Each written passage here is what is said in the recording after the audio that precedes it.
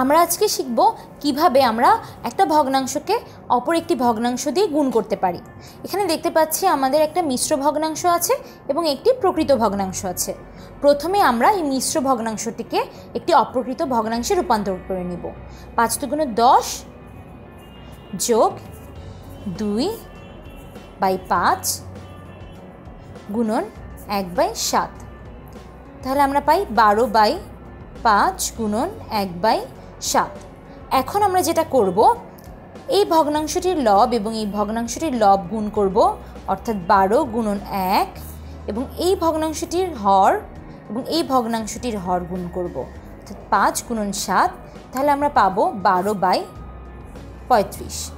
এভাবে আমরা একটা ভগ্নাংশকে অপর একটি ভগ্নাংশ দিয়ে গুণ করতে পারি।